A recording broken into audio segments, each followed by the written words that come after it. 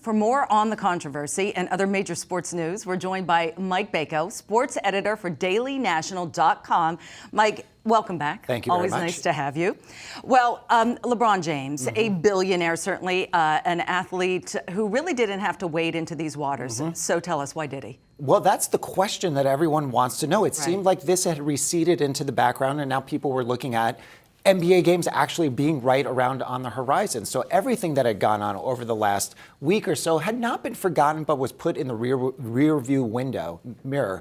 And then here comes James, unprovoked, wanting to make these statements. And if you look at the nuance of the statement, he has some points, but what exceedingly it shows is that he's probably putting his own self-interest of what he wanted to do in China, endorsement deals, appearances, even some of his other teammates' appearances, shoe deals. Like Dwayne Wade just did a deal with China, right? On a shoe deal. Exactly. So he's looking at the long-term game. James has always been a superstar on the court, but if you look at his dealings off the court, very, very few missteps. He also has a movie coming out, a redo of Space Jam. And that's going to be one of those that will propel him, hopefully, potentially for him, to an even bigger level of stardom. He certainly had that role in Trainwrecked a few years ago, but this is something where every single moment is calculated for him. This was a miscalculation. It was, because this is somebody who has spoken out on Trayvon Martin. He has thrown support behind Hillary Clinton, has been there for Colin Kaepernick, and then he does something like this. They're burning his jerseys.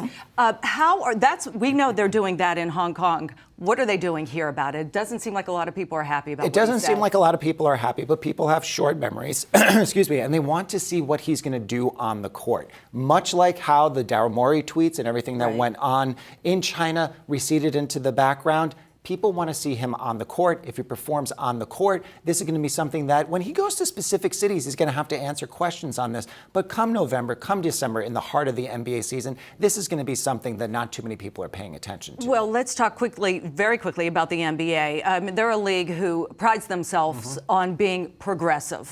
So, you know, a lot of people say they're just coming off as being very greedy.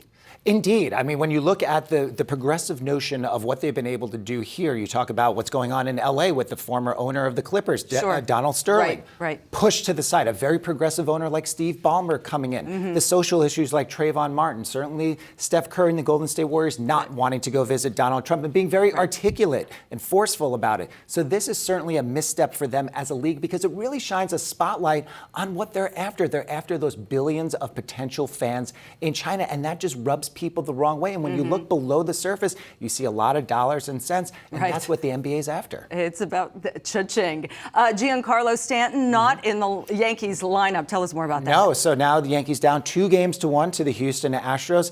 Astros winning 4-1 today. If you're a Yankee fan, you're probably not too concerned. You probably don't want him on the field. They've made it this far without him, a 100-win team without Giancarlo Stanton. He's this generation's Alex Rodriguez, wildly overpaid, doesn't come through in the playoffs, and just doesn't show that Yankee grit that fans have come to expect from their teammates. Examples set by Bernie Williams and Derek Jeter in the previous generations. He's never going to be embraced by the Yankee fans. Is he coming back, you think? He could potentially come back, but at what point do the Yankees actually need him? They do need their offense. Only 4-1. They lost 4-1 today. It's always a pleasure to talk to you. We have so much more to talk about, but we can't get to it all. But certainly, Mike, we'll have you back. We love having you here. Thank you. Mike Bako, everyone.